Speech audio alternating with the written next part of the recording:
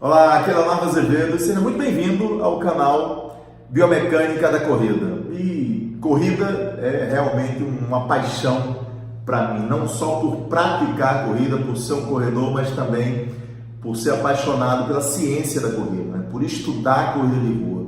E ao longo aí de mais de 12 anos de trabalho com corredores na minha clínica de fisioterapia, eu sou fisioterapeuta e trabalho especificamente com corredores.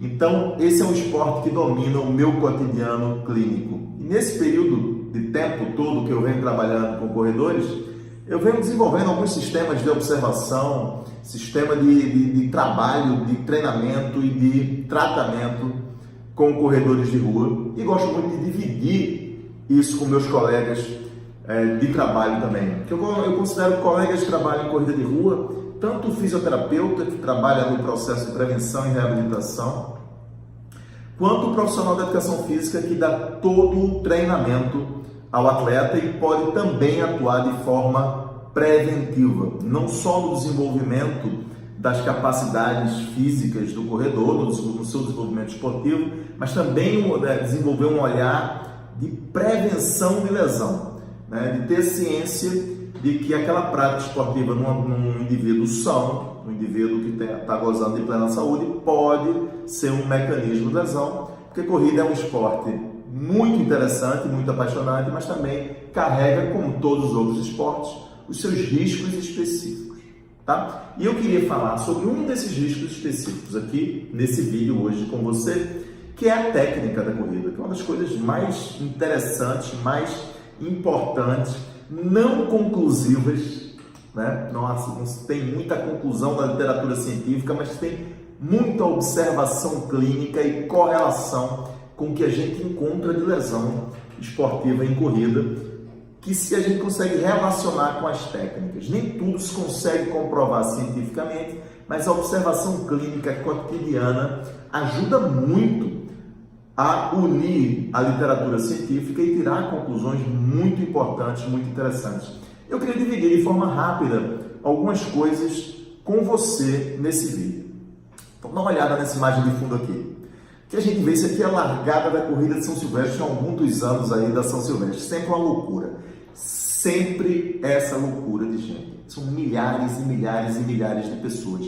E isso crescendo. Cada dia mais, a cada ano, se tem mais gente correndo.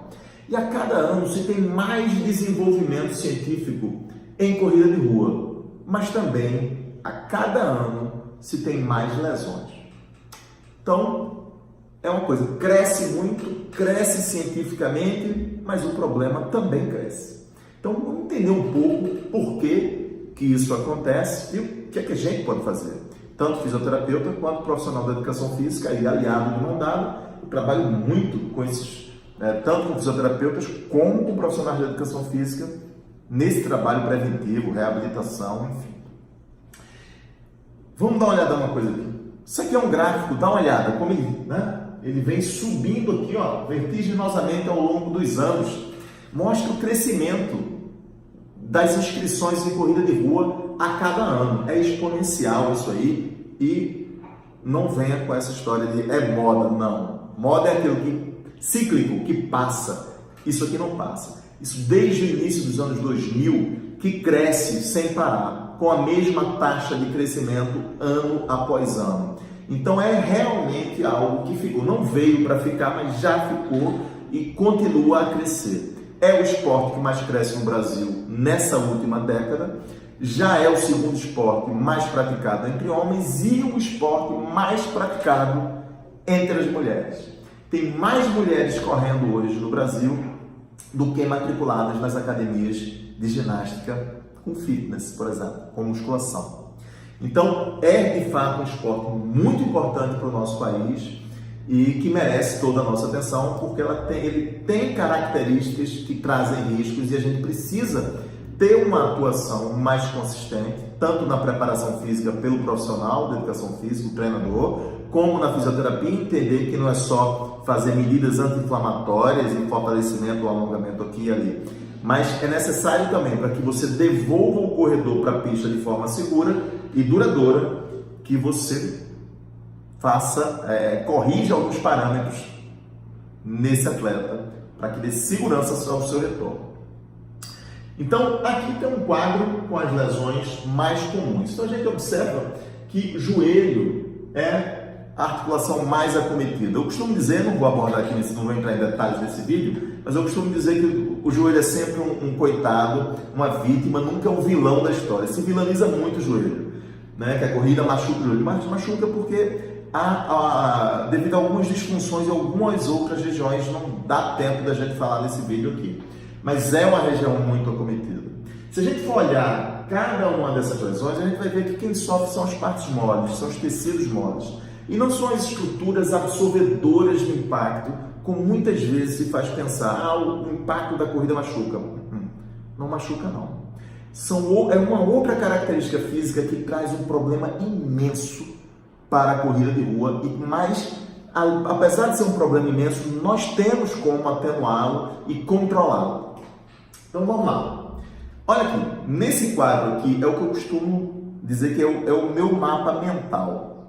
Né? Quando eu olho um corredor, eu olho nesses aspectos. Separado, duas coisas. Fatores intrínsecos, fatores extrínsecos. Não vou comentar cada um deles, eu vou comentar apenas um. Esse aqui, ó, mecanismo de corrida.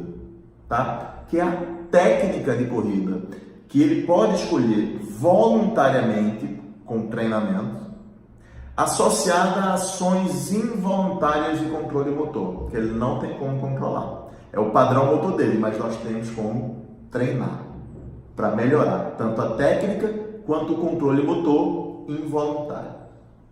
Então, de todos esses 8 fatores aqui, eu só quero fazer breves comentários sobre esse aqui, mecanismo de corrida. Muito importante, você tem como atuar aqui.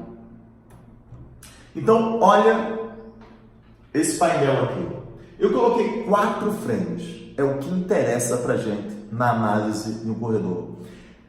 Esses 2 primeiros frames é um momento crucial da aterrissagem ao ponto de transição, a fase excêntrica da corrida, a ação inercial de frear a aceleração de queda do corpo.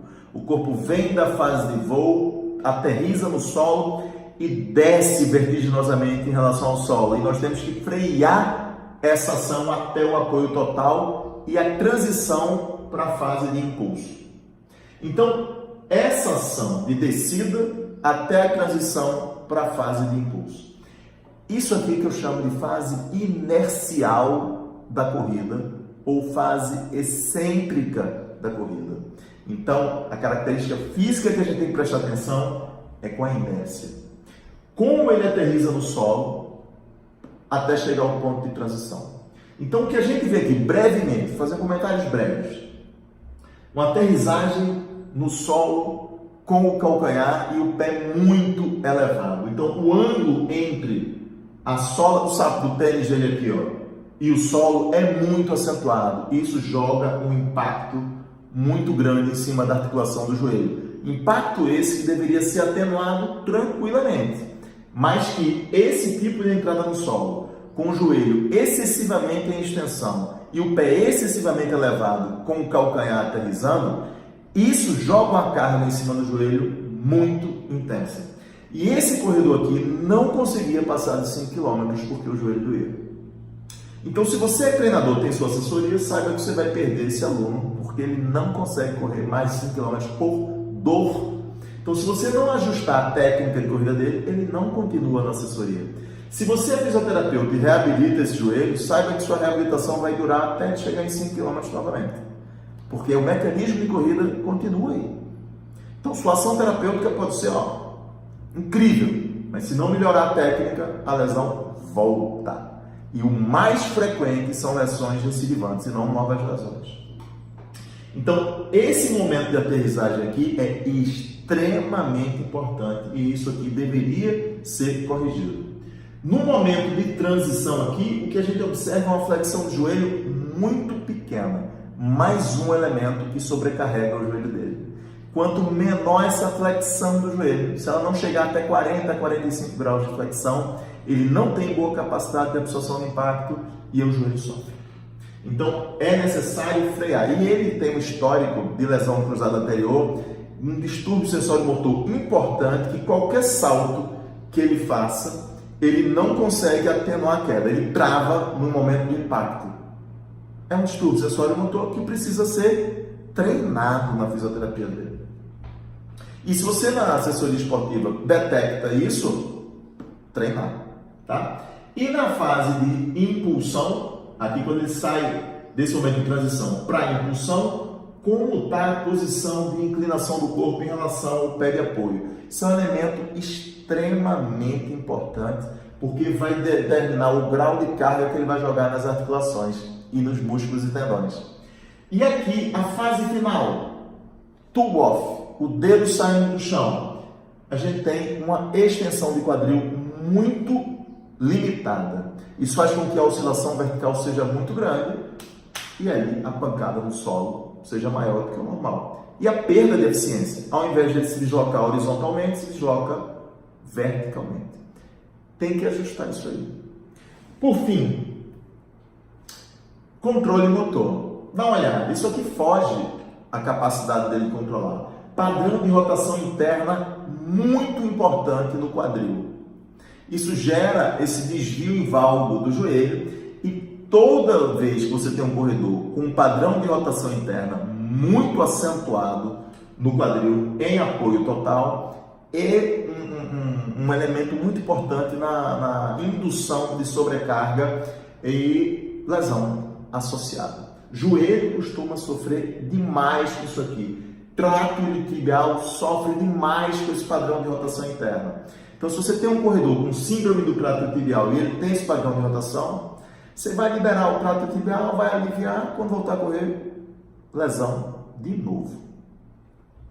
E olha a falha no controle motor severa que ela apresenta aqui. Uma pronação muito acentuada, com padrão de rotação interna muito acentuado do quadril, queda da hemipelve oscilante, uma falha severa no controle motor.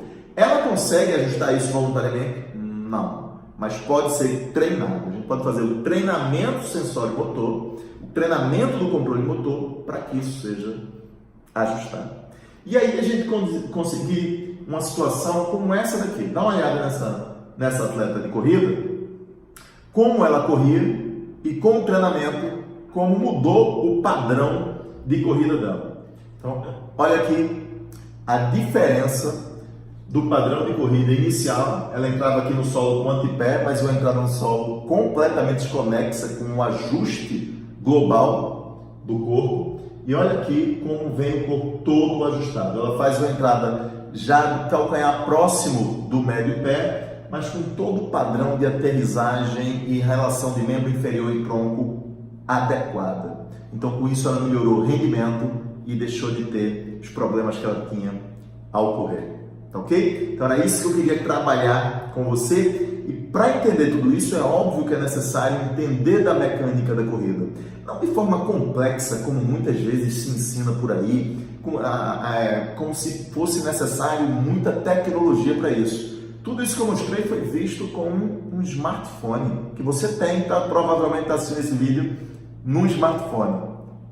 Com ele e um bom aplicativo gratuito ou de R$20, você pode filmar o seu atleta e identificar padrões disfuncionais e treinar esses padrões, tanto os voluntários quanto os involuntários.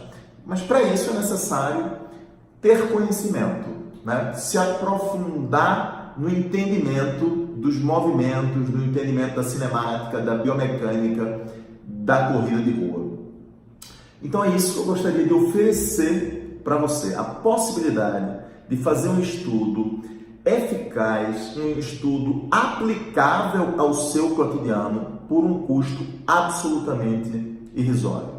Então, no nosso canal aqui de Biomecânica da Corrida, um canal de assinatura de Biomecânica da Corrida, você vai ter um custo de R$ 14,90 por mês, é uma assinatura mensal, para ter acesso a todo o conteúdo de biomecânica, aprender a fazer a análise, aprender mecanismos corretivos, estratégias corretivas, conhecer mais sobre lesões de corrida, como tratá-las, que vão sendo alimentadas aos poucos, cada um desses tópicos. Muitos já estão disponíveis, fora alguns insights e artigos científicos que eu venho trabalhando na área de tópicos especiais.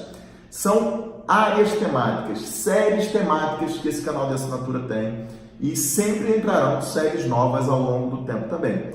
Você pode se manter atualizado, se manter assim num nível muito elevado de trabalho com esses atletas de corrida por um valor absolutamente irrisório que você pode estudar aí de onde você estiver nesse momento, na sua clínica, na sua assessoria, na academia ou em casa quando chegar do trabalho.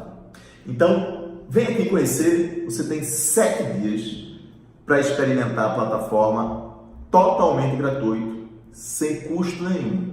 Se após os 7 dias você achar que vale a pena, tenho certeza que vai achar, aí sim você começa a ser cobrado nesse valor, tá ok? Então, vem aqui comigo e vamos juntos fazer esse esporte crescer cada vez mais, com muita ciência, muita eficiência e muita segurança. Um grande abraço, te vejo aqui no canal.